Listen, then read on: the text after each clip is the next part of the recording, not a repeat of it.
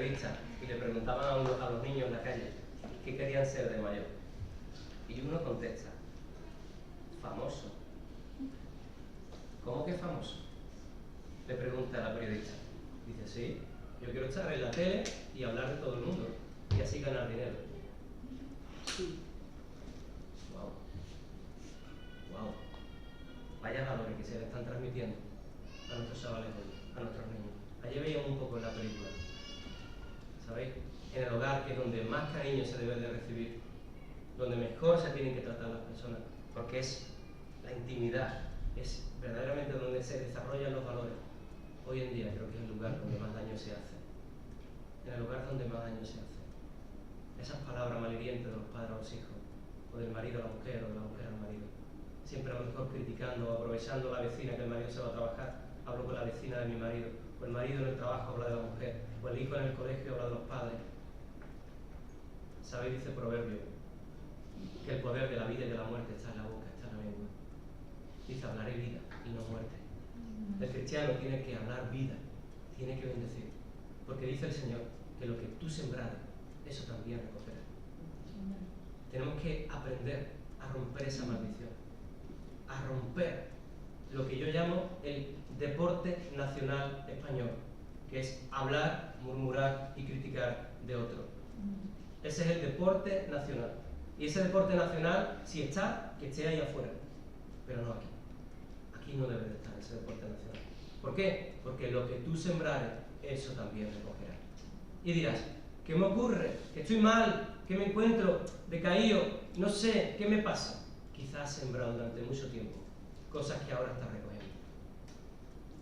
¿Entendéis lo que decimos? Pues esto solamente es una forma de vencerlo. Y al final la veremos. Y ahora vamos a orar para que el Señor nos ayude a entender el mensaje de hoy, a entender lo que queremos transmitir, que el Señor nos dé revelación, que nos dé luz, que nos ayude a entender su palabra. Porque su palabra, dice el Salmo 119, es luz a mi camino, me alumbra. La palabra nos alumbra, la palabra nos ayuda a saber qué camino seguir. Vamos a orar al Señor. Señor, te bendecimos, Padre, en esta hermosa mañana, Señor. Gracias por este hermoso tiempo, Señor, que hemos pasado en adoración, en comunión contigo, Padre. Bendice a los pequeños, a los profesores aquí detrás, Señor. Gracias por los hermanos que nos han dirigido en la alabanza. Gracias por las ofrendas, Señor, y por los diezmos. Eres bueno y generoso, Señor. Señor, sabemos que todo esto es tuyo y es para ti. Pero, Señor, también sabemos que lo que tú nos das tenemos que saber administrarlo. Por eso te pido que nos des sabiduría para saber administrar lo que tú nos das. Dame sabiduría ahora, Señor, y lengua de sabio para poder expresar lo que tú has puesto en mi corazón, Señor, en relación a tu palabra y lo que tú quieres hoy darnos, Señor, para edificar nuestra vida. Padre, y ahora, Señor, yo en tu nombre, Dios mío, te pido que cancele, Señor, toda maldad, toda murmuración, Señor, toda crítica, toda corrupción que hayan volcado en nuestra vida, Señor. En el nombre de Jesús, cancelo toda murmuración, Señor. Quita de nuestra vida todo el daño que todo eso haya podido producir, Señor. Y te ruego que tú traigas vida y bendición a cada vida que está aquí hoy, Señor. Señor, y ayúdanos a entender que tenemos que hablar bien y bendecir y sembrar una buena cosecha, Padre. Te pido, mi Cristo, mi Rey, que tú nos ayudes a entender tu palabra hoy en esta mañana y que me ayudes, Señor, a mí a sacar lo que tú has puesto en mi corazón. En el nombre de Jesús te bendigo. Amén.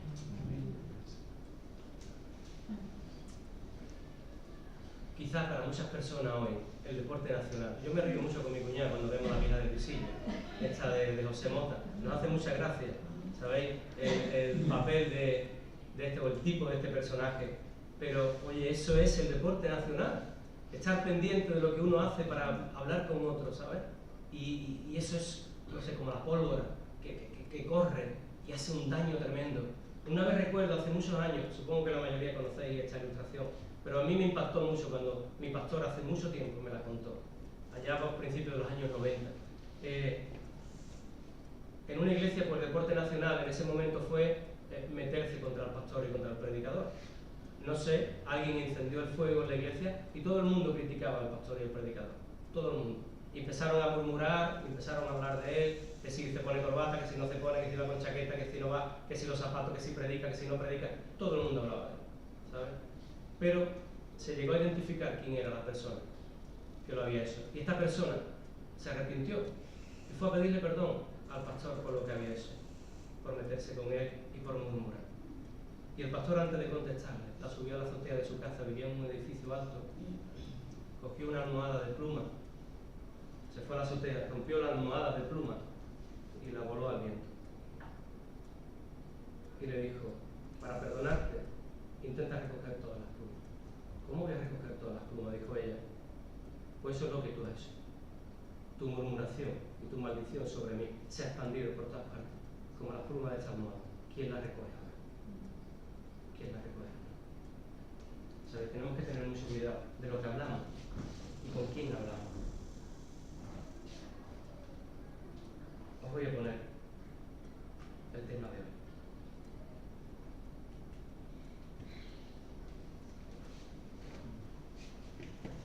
Guardando la integridad de mi hermano, guardando la integridad de mi prójimo. Ahí cierra un poquito de ventana. ¿Vale? Si no la guardo, la daño. La daño por lo que veo y la daño por lo que hago. Tenemos que tener mucho cuidado. Le dijo el Señor a Abel, a Caín: ¿dónde está tu hermano? Y él contestó una frase que te repito hoy mucho: ¿soy yo acaso guardando de mi hermano? Guarda de mi hermano, dijo Caín de Abel una vez que lo había matado. ¿Soy yo acaso guarda? ¿Tengo yo que cuidar a mi hermano? Pues sí, tienes que cuidar a tu hermano.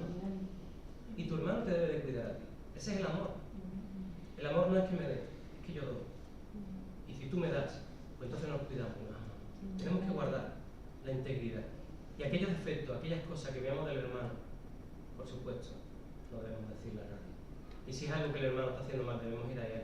Como dice el Señor en el Evangelio de Mateo: ve a tu hermano y habla con tu hermano. Con tu hermano, ganando al hermano con amor, no criticándolo, no murmurando de él. Intenta corregir a tu hermano.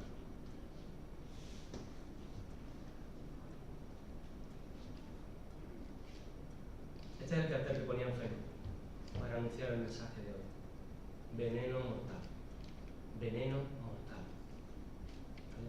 Ese veneno te entra por las venas y te corroe hasta las entrañas. Y cuando tengas a tu hermano delante, el veneno que te has metido ya no lo ves igual.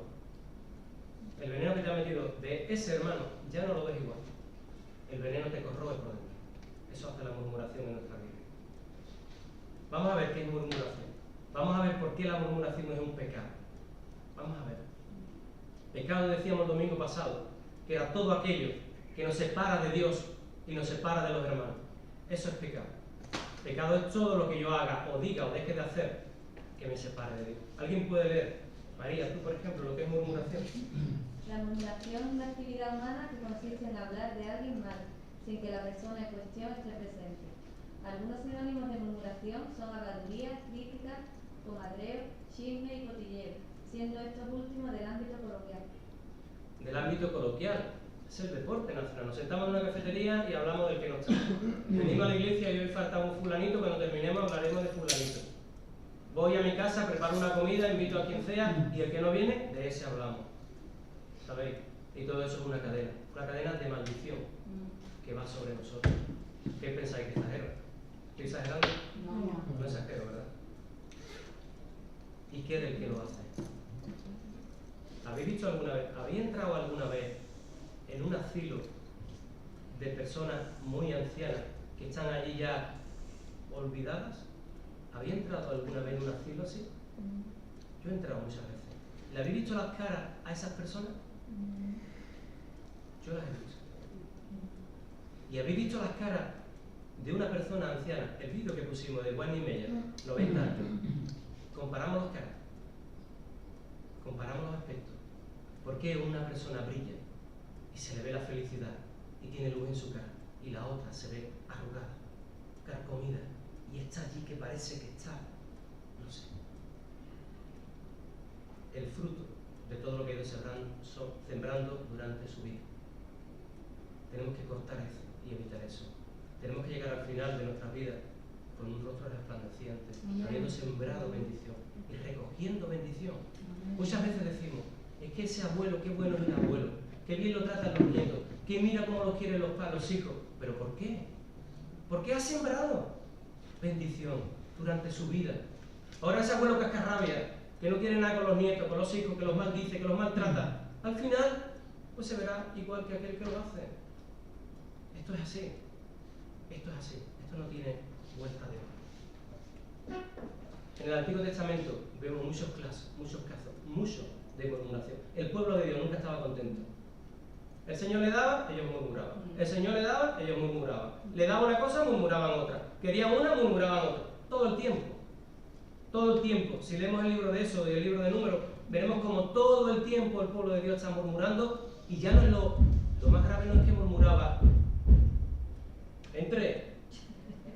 Lo más grave no es que murmuraba unos con otros. Lo más grave es que murmuraban de Dios. ¿Por qué no me has dado esto? ¿Por qué no tengo esto? Si te he pedido esto, ¿por qué no me lo das? Si te estoy siguiendo fielmente, ¿por qué no me das esto? No hacer eso nunca, por favor. Dios nos da siempre lo mejor y lo que nos conviene. No murmurar nunca de Dios, porque puede pasar, como la historia que vamos a leer ahora. Una historia muy potente, una historia que quizás algunos no nos hayamos parado nunca en ella, pero el Señor la ha puesto en mi camino en estos días y os la quiero compartir. Nos vamos ya al libro de Números, capítulo 12. La voy a leer yo y luego iremos viendo detalle a detalle lo que dicen los versículos. Números, capítulo 12.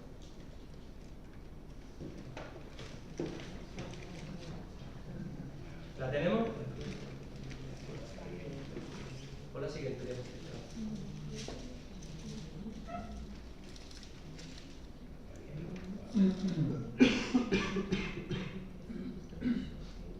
Dice, versículo 1 de Números, capítulo 12.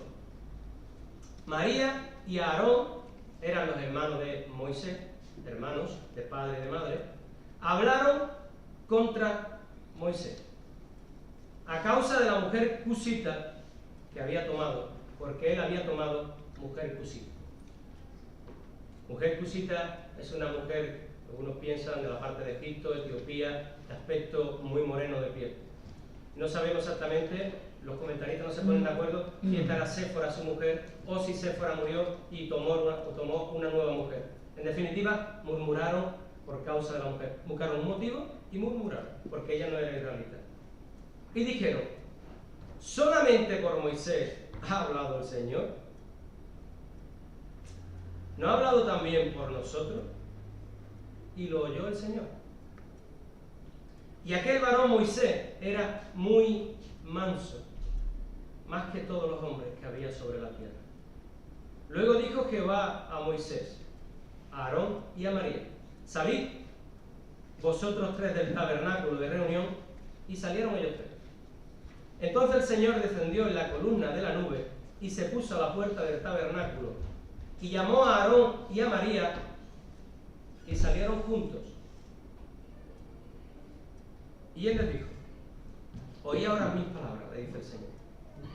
Cuando haya entre vosotros profeta del Señor, le apareceré en visión, en sueño, hablaré con él, pero no así a mi siervo Moisés, que es fiel en toda mi casa. Vaya frase que le dice Dios a Moisés. Fiel en toda mi casa. Cara a cara, lo que nunca ha hecho Dios. Cara a cara, hablaré con él. Y claramente, y no por figura, y verá la apariencia del Señor. ¿Por qué, pues, no tuvisteis temor de hablar contra mi siervo Moisés? Entonces la ira, Dios nos guarde, un día que el Señor desate su ira sobre nosotros. Entonces la ira del Señor se encendió contra ellos y se fue. Contra ellos, contra Aarón y María. Y la nube se apartó del tabernáculo, y he aquí que María estaba leprosa como la nieve. Y miró a Aarón a María, y he aquí que estaba leprosa. Y dijo Aarón a Moisés, ¡ah, Señor mío, no pongas ahora sobre nosotros este pecado! Se lo dicen a Moisés, curioso. Porque locamente hemos actuado y hemos pecado. No puede ella ahora, como el que nace muerto, que al salir del vientre de su madre tiene ya medio consumida su carne. Entonces Moisés clamó al Señor y dijo, te ruego, Dios, que la sanes ahora. Respondió el Señor a Moisés, pues si tu padre hubiera escupido en su rostro No se avergonzaría por 7 días. Esta era la ley del Levítico. Esta era una forma de repudiar, en cierta manera, el escupir. No se avergonzaría por 7 días, sea echada fuera del campamento por 7 días y después volverá a la congregación. Así María fue echada del campamento 7 días y el pueblo no pasó adelante hasta que se reunió María con ellos y después el pueblo partió de Hazerot y acamparon en el desierto de Parán. Vaya historia.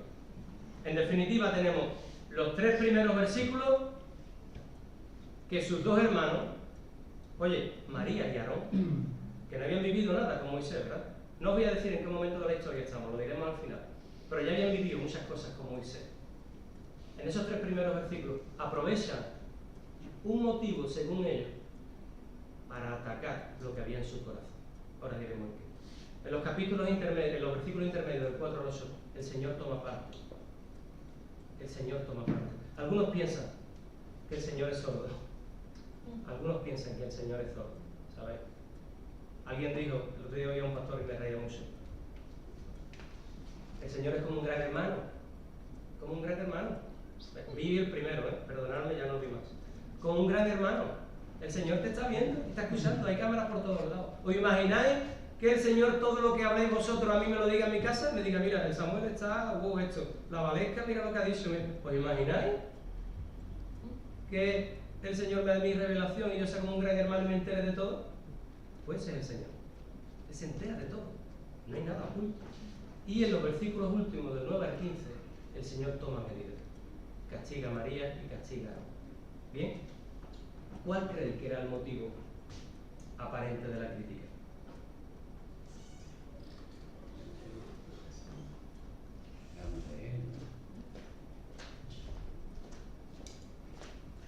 Eso. ¿Cuál creéis que era el motivo aparente de la crítica? La mujer de Moisés.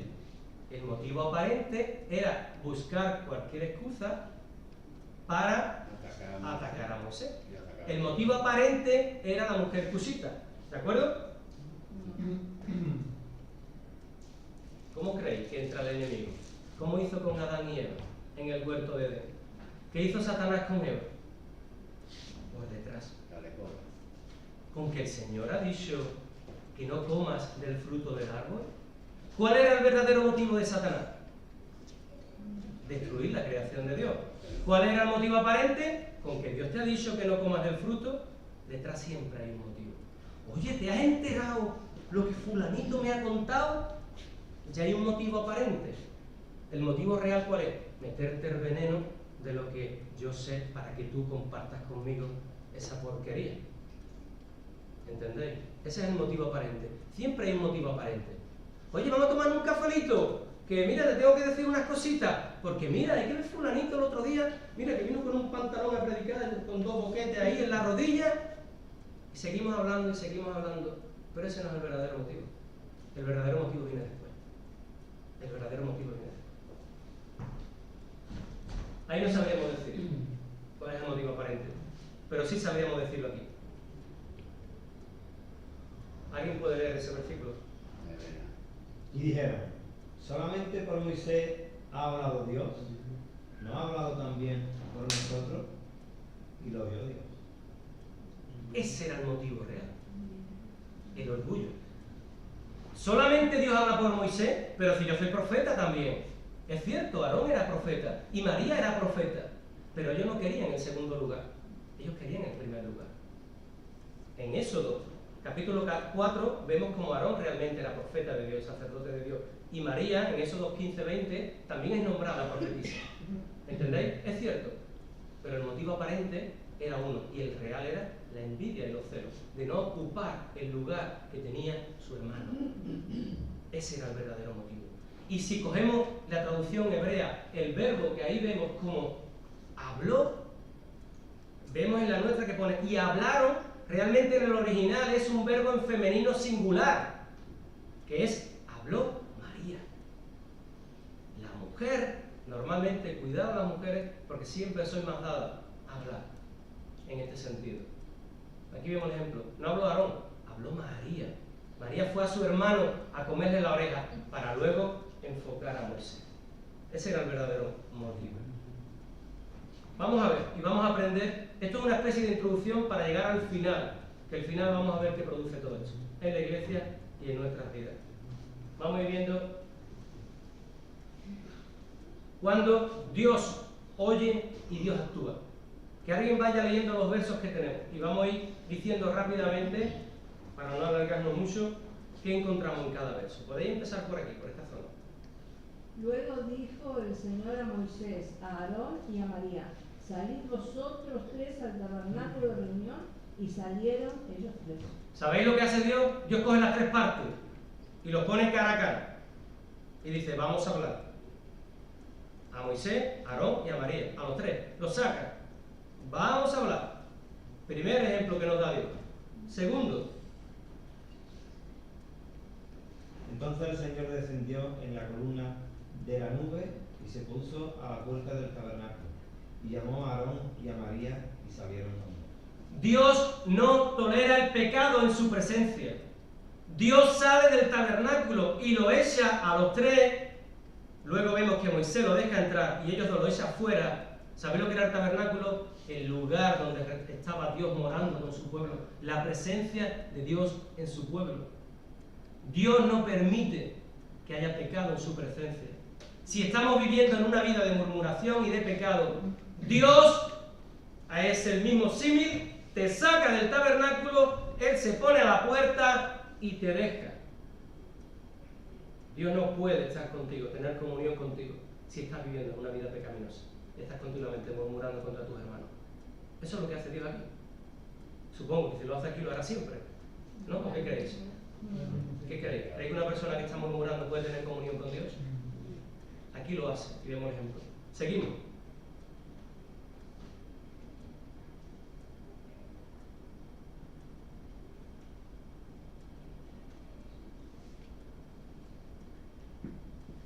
Dale tú porque no va.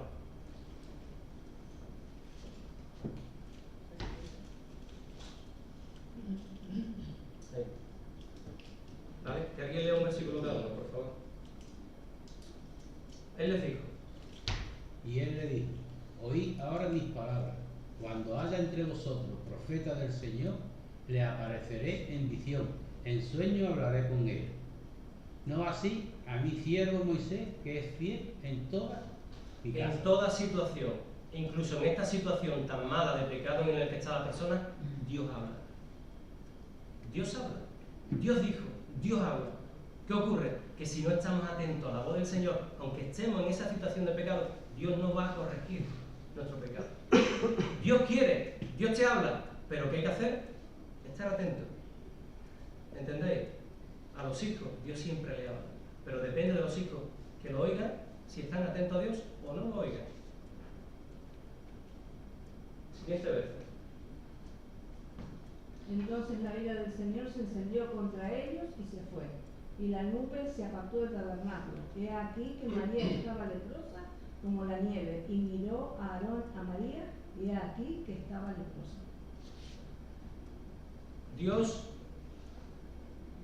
me da miedo decirlo, no me gusta decir que Dios castiga, pero las consecuencias para tu vida son tremendas cuando estamos en esa situación. Estamos siguiendo el ejemplo, lo tenemos claro, no se nos ha olvidado. Moisés, el líder del pueblo, sus hermanos íntimos lo critican por un motivo aparente, realmente era otro, ¿de acuerdo? Dios lo oye, Dios entra en acción, Dios pone pauta, Dios los echa del campamento, no quiero comunión contigo hasta que te arrepientas, pero mientras, menos mal que María se arrepintió, hemos leído que se arrepintieron y clamaron, pero mientras te voy a tener ahí, porque las consecuencias del pecado siempre vienen, siempre hay consecuencias cuando actuamos mal, siempre hay consecuencias, siempre. Y ahora vamos a ver la figura de Moisés.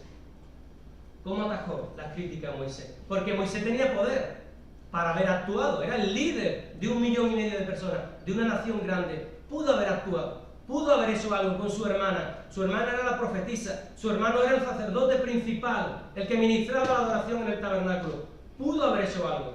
A ver qué hizo Moisés, que alguien lo lea. Entonces Moisés clamó al Señor, diciendo: te ruego, oh Dios mío, que la sanes ahora.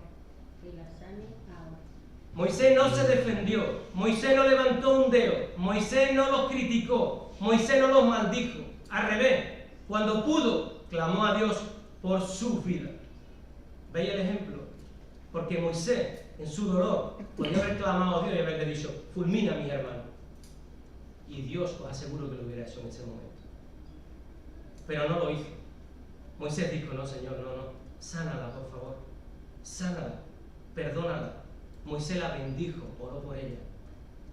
Si en nuestra vida hay una persona que está continuamente, una o varias, haciéndonos daño, no intentes vengarte. Él no buscó el momento como José, ¿os acordáis? Cuando sus hermanos llegaron en Egipto, los tenía todos delante. Él era el más poderoso. Después de Faraón, pudo haberlos aniquilado a todos. Y los bendijo. Esa bendición fue la que Dios le devolvió a su vida. ¿Podemos muchas veces vengarnos? Claro que podemos vengarnos. Tenemos redes sociales, incluso una radio que tiene Benji, para proclamar difamación de las personas. Claro que podemos hacerlo. Pero oye, el que siembra mal, va a recoger mal. Bendice a tu hermano. Bendícelo y habla bien de él. Y el Señor te lo devolverá. Tampoco él se justificó y le dijo, oye, con lo que he hecho por vosotros, con lo que he hecho, que he sacado al pueblo de la esclavitud, que le he pedido a Dios agua, que le he pedido maná, que lo ha concedido, que estoy aquí luchando con 1,5 millones de gente detrás, estoy aquí bregando con vosotros, con todo lo que he hecho por vosotros, tampoco dijo eso. Se calló y esperó en Dios. Se calló y esperó. La mejor defensa es esperar en Dios. ¿Sabéis? La mejor defensa es esperar en Dios. Pero como hemos dicho, el pecado tiene consecuencias. Y María fue echada fuera del campamento. María fue leprosa. María estuvo llena de lepra durante 7 días. ¿Y sabéis qué le ocurrió al pueblo? Que el pueblo no caminó. El pueblo no caminó. ¿Por qué pensáis que el pueblo no caminó? ¿Por qué pensáis que el pueblo se quedó parado? ¿Por qué pensáis que Dios paró al pueblo? Lo vemos en el penúltimo versículo que hemos leído. Dice, el pueblo esperó hasta que María volvió a la congregación. María era una líder. El pueblo tenía que seguir siendo dirigido por personas líderes. El pueblo sin líder, un rebaño sin ovejas, se dispersa. ¿Entendéis? Una persona sin dirección, un pueblo sin dirección, va de cabeza. Dios lo sabe muy bien. Dios siempre pone líderes a personas que dirijan nuestras vidas. ¿Que ese líder peca? Bueno, ahí vemos que luego se arrepiente y Dios la restaura y vuelve de nuevo a su lugar. Pero el enemigo es muy astuto. El enemigo es muy astuto. ¿Y sabéis lo que quiere el enemigo? Dividir.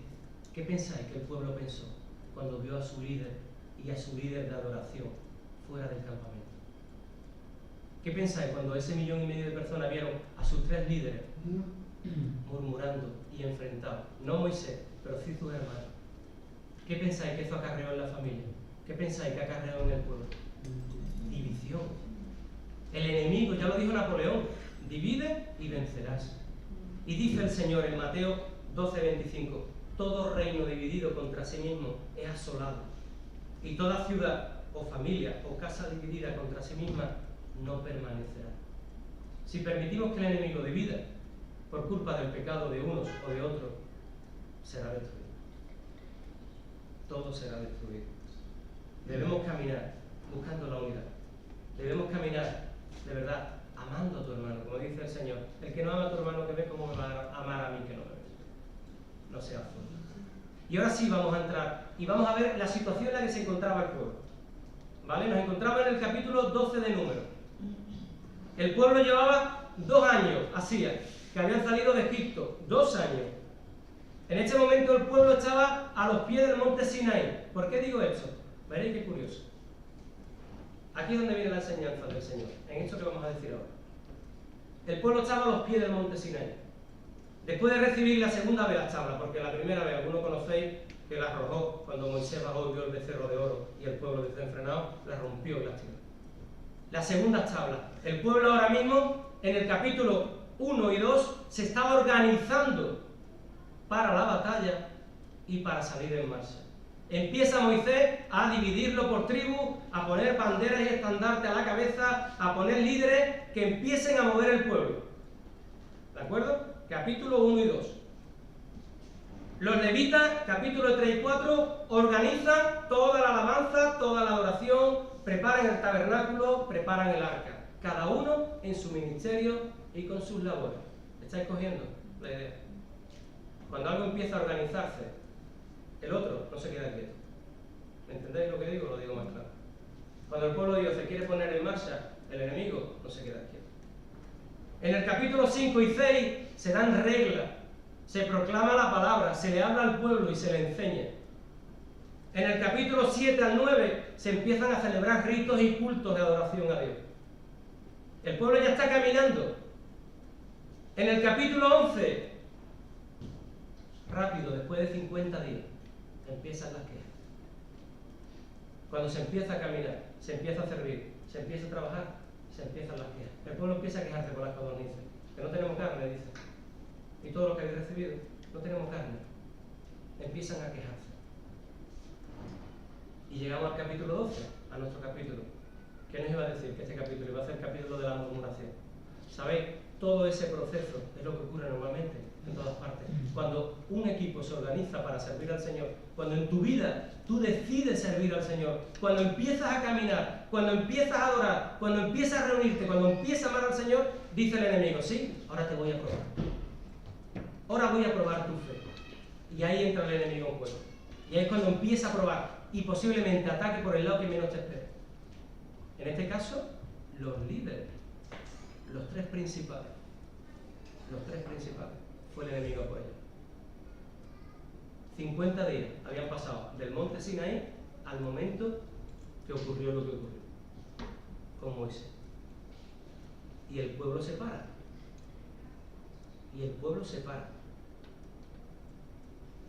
Hermano, las consecuencias, si no sabemos manejar las consecuencias cuando hay un problema, cuando hay un pecado en nuestra vida, en nuestra familia, en nuestra iglesia, las consecuencias pueden ser terribles.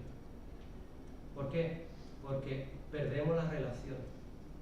Quizá esa persona a la que le hemos hecho daño ya no la veamos más, se va de nuestra vida. ¿Entendéis?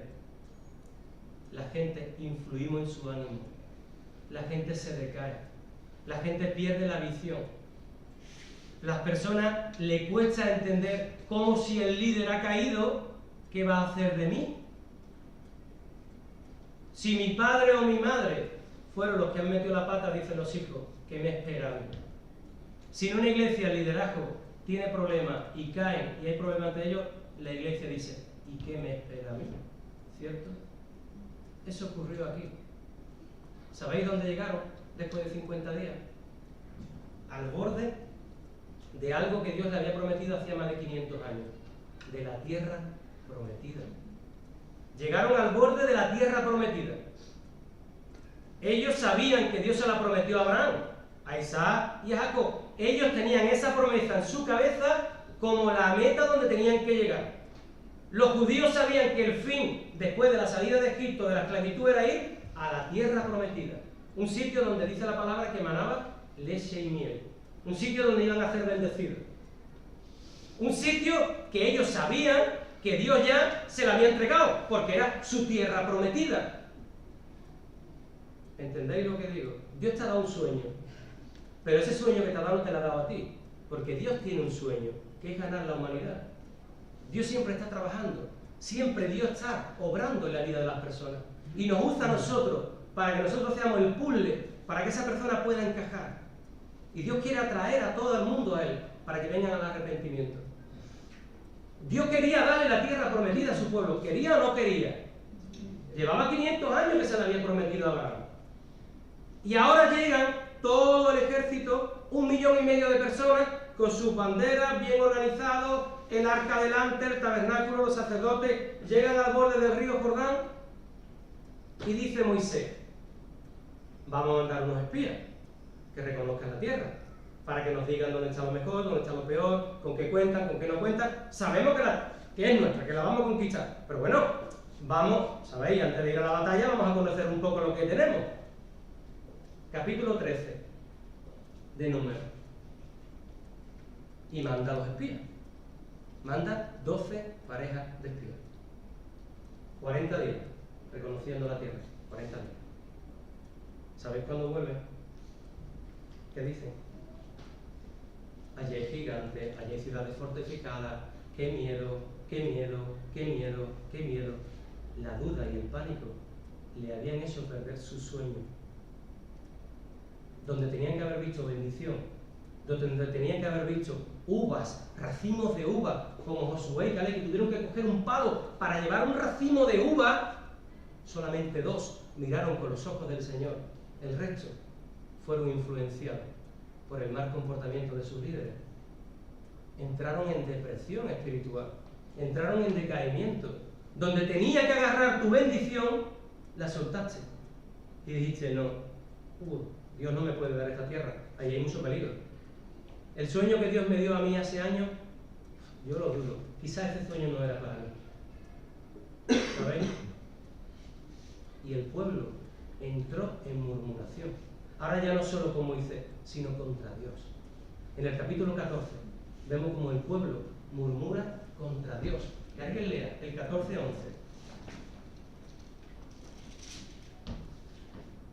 Y Jehová dijo a Moisés: ¿Hasta cuándo me ha de irritar este pueblo? ¿Hasta cuándo no me creerán con todas las señales que he hecho en medio de ellos?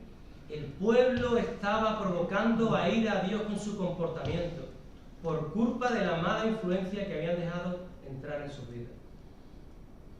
Las influencias de los demás nos afectan. Tenemos que tener en cuenta eso. Lee el 36 al 38, María, por favor.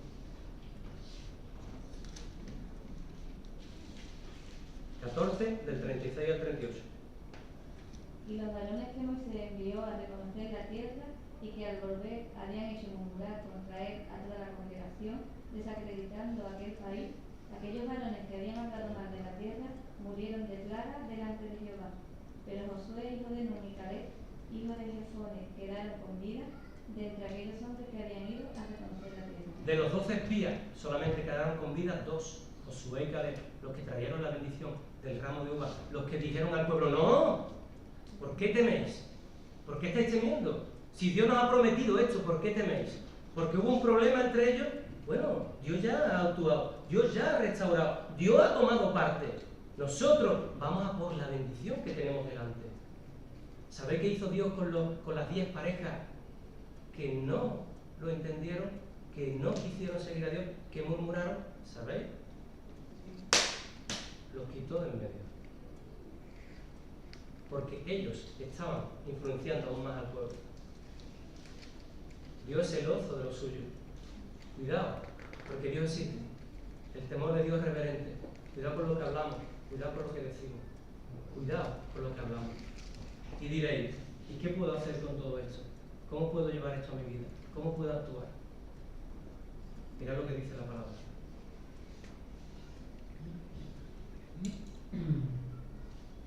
Dice la palabra en Romanos capítulo 3. Os lo voy a leer. Como dicen las Escrituras, no hay ni uno justo, ni siquiera uno. ¿Qué está diciendo el apóstol Pablo? Todos. No estamos exentos de pecar. Todos podemos pecar. Todos podemos hacer lo malo. Todos. Nadie es realmente sabio. Nadie busca a Dios. Todos se desviaron, dice el apóstol. Todos se volvieron inútiles. Si algo somos, es por el Espíritu Santo que mora en nosotros. A lo mejor algunos estáis pensando que estoy loco, pero realmente nada podemos hacer para el Señor si Él no lo hace por nosotros. Dios no quiere nada nuestra. ¿Creéis que Dios necesita algo de nosotros? Nada. Si Dios nos permite servirle, es porque Él ya mora en nosotros. Y nos ayuda a hacer las cosas, buscándolo a Él, como a Él le agrada. Lo que hablan es repugnante, dice Pablo. Es repugnante, como el olor que sale de una tumba abierta. Su lengua está hablando del mundo, de lo que hay en el mundo. Su lengua está llena de mentiras. La gente habla solo mentiras. Veneno de serpiente gotea por sus labios. Eso lo está diciendo Pablo hace 2000 años. Su boca está llena de maldición y amargura. Se apresuran a matar, pues todos hemos pecado. Nadie puede alcanzar la meta gloriosa establecida por Dios. ¡Nadie! ¿Sabéis lo que le espera a todas esas personas? La perdición eterna, el infierno, existe, es real. Ese es el fin de esas personas. El que hace lo malo, su fin es el infierno. Pero para los hijos de Dios, para aquel que crea en Cristo, hay una solución. Y es esa. Sin embargo, sabéis, me encantan los principios de los pasajes, de los versículos, porque enlaza con el anterior. Ha dicho todo eso, cómo son las personas, cómo hablan, cómo se comportan. Pero dice Pablo, pero sin embargo, como diciendo, espera, que todavía queda un poquito. Dice,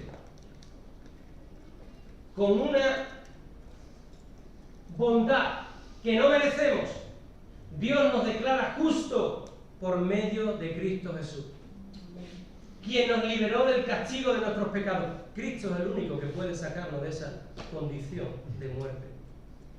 Cristo es el único. Pues Dios ofreció a Jesús. ¿Estáis entendiendo este versículo? El Padre, donde tú tenías que estar, en el infierno, pagando por toda esa maldad que el mundo ha puesto en ti, Él te quitó y puso a su Hijo para que tú no pagues lo que tienes que pagar. Pues Dios ofreció a Jesús como el sacrificio por tu pecado. Las personas son declaradas justas a los ojos de Dios cuando creen que Jesús sacrificó su vida al derramar su sangre. Este sacrificio muestra que Dios actuó con justicia cuando se contuvo y no castigó a los que pecaron en el pasado. Porque miraba hacia el futuro y de ese modo los incluiría en lo que llevaría a cabo en el tiempo presente.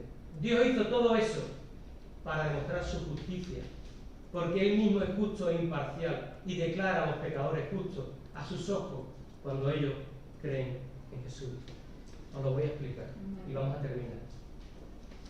Dios es infinitamente justo. ¿Os acordáis de la película ayer? Le decía el policía a su compañero, si matan a tu madre y ese juez la deja libre, ¿tú qué dirías? Que es un juez injusto, ¿verdad? Si Dios perdonara al pecador, diríamos, Dios es un juez injusto, pero no lo es.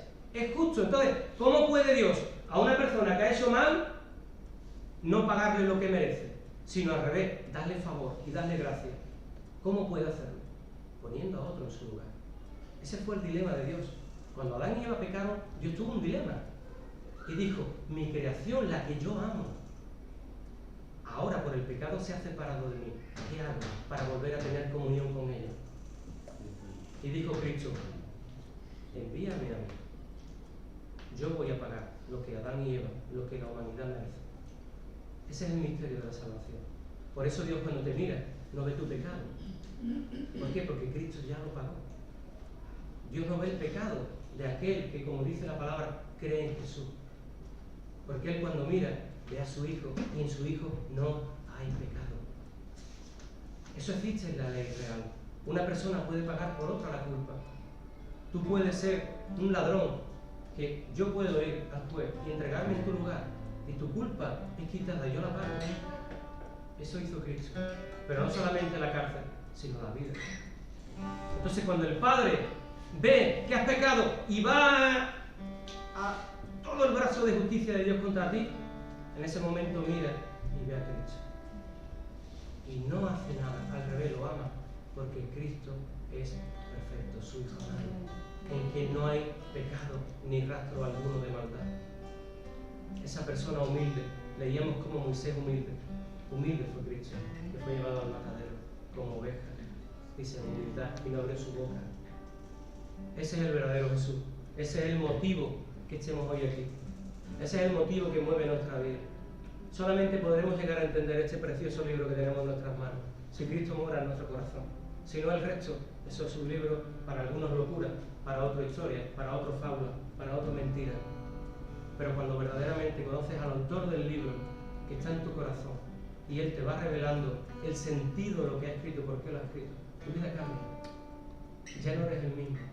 Ya cuando vas a pagarle a otro mal, piensa en lo que Él pagó por ti. Cuando tú le vas a devolver al que te hizo daño, no vas a murmurar de él porque me ha hecho daño. piensa en lo que el Señor hizo por ti y compara tanto amor, y yo por una cosita que me han hecho, se nos cae la cara de vergüenza solamente cuando decimos, es que me ha hecho, es que me ha dicho, ¿y qué? ¿Cuánto te ha perdonado Cristo?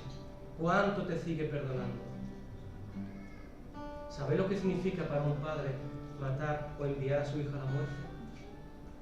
¿Sabes? Los que sois padres, Susana, Mercy, Antonio, Juan, Fran, ¿sabéis lo que significa para un padre enviar a su hijo a morir? Pero ya no a morir por una buena persona, a morir por ladrones, por drogadictos, por asesinos, por personas que abusan de niños. Ese es Dios. Ese es el Dios que nos amó. Ese es el Dios que, como dice la palabra, Él vino a buscarte. Dios vino a buscarte. Poneros de pie, por favor, vamos a orar.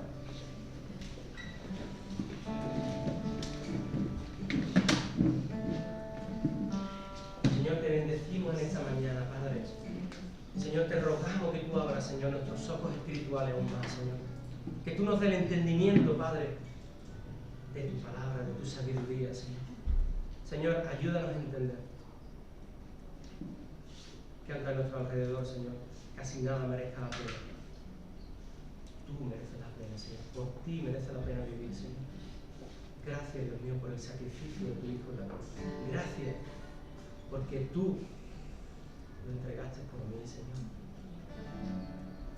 Señor, en mi cabeza no cabe tanto amor, Señor. No entiendo cómo, Señor, a tu Hijo Santo lo hiciste pecado, Señor, para que muriera por mí, Señor. Señor, que Él tuvo poder para bajarse de la cruz y no lo hizo. Dejó que lo azotaran, dejó que le escupieran, dejó que lo insultaran, que lo criticaran, que lo humillaran. Aún hoy siguen haciéndolo, Señor. Y tú sigues esperando paciente a que tus criaturas se vuelvan a ti, Señor. Señor, toca vidas, Señor. Toca corazones, Señor. Toca los corazones hoy aquí, Señor. Si hay alguna criatura tuya, Señor, que aún tú no moras en su corazón, Señor. Señor, toca su vida, Señor. Tú eres un Dios bueno, solamente quieres bendecirnos, Señor. Señor, tú pudiste fulminar a María y a Aarón y no lo hiciste. Tuviste misericordia de ellos, Señor. Tú restauraste su vida, los restauraste en su liderazgo, en la comunión con su hermano. Por eso te pido, Señor, que tú ahora tengas misericordia de los que aquí están hoy que no te conocen, Señor. Que tú tengas misericordia con sus vidas, que tú perdones sus pecados. Si te encuentras en esa situación, tú que estás hoy aquí, no sé cómo está tu corazón, no sé cómo está tu vida, no sé en qué situación estás, no sé lo que estás pasando, no sé si tienes enfermedad, si tienes problemas en el matrimonio, como padre, como madre, no lo sé, pero Dios te está dando la oportunidad hoy de clamar a Él. Si quieres, repite conmigo esta oración, repítela en tu corazón. Señor, ante tu presencia me encuentro. No soy digno incluso, Señor, de estar aquí, oyendo de ti, Señor, disfrutando de este tiempo especial. Señor, no soy digno siquiera de levantar mi cabeza y mirar. No soy digno de que toques mi vida. Reconozco que me he llevado una vida, quizá muy apartado de ti, haciendo lo que me venía en gana. Pero ahora sé que me estás dando la oportunidad de pedirte perdón. Yo te pido perdón, Señor, por mis pecados. Te pido perdón por tantos años que me he llevado viviendo de esta forma, Señor. Realmente creo en ti, Jesús. Creo en que tú viniste a este mundo a morir por mí en la cruz. Creo que derramaste hasta la última gota de tu sangre, como dicen los evangelios. La derramaste por mí, para que tu sangre me lave y me limpie. Señor, quiero estar contigo en la gloria, Señor, cuando me vaya de este mundo. Acéptame como tu hijo. Te lo ruego, Señor. Te lo ruego en el nombre de Jesús.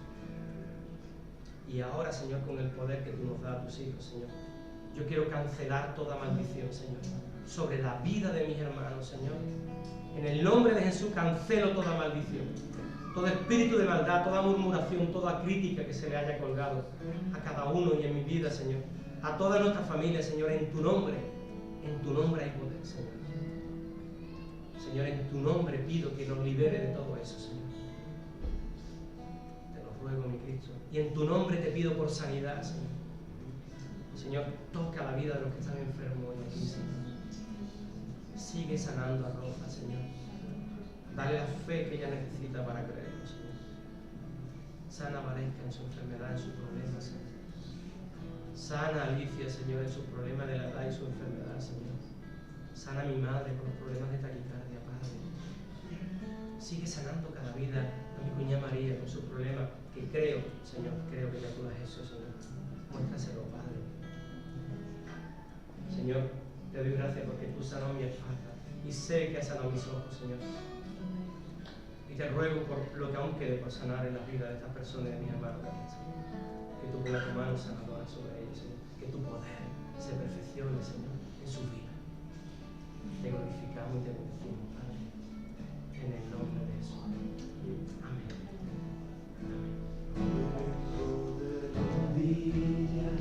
Ante ti quiero ser perdonado y sentir tu Espíritu Santo dentro de mí.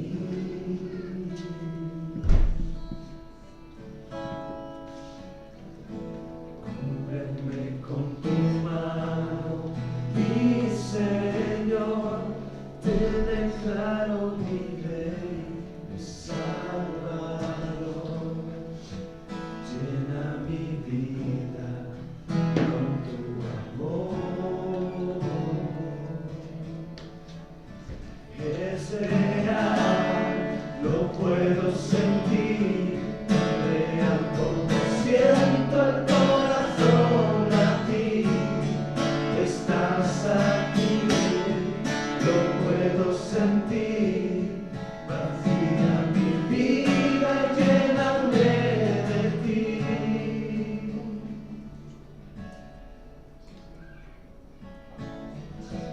Hoy vengo de rodillas ante ti, quiero ser perdonado y sentir tu Espíritu Santo dentro de mí.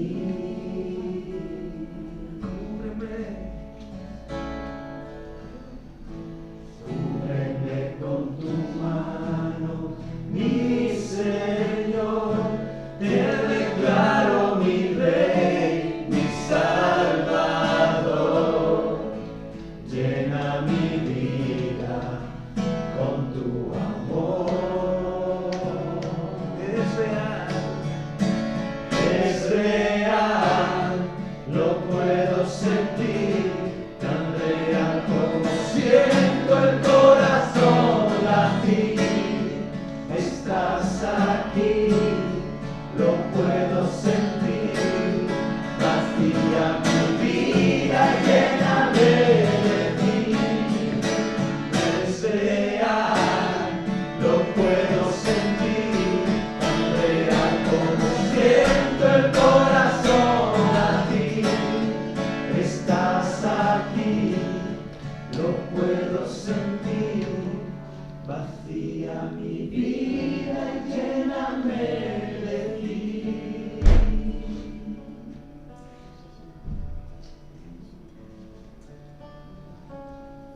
¿Podemos sentarnos?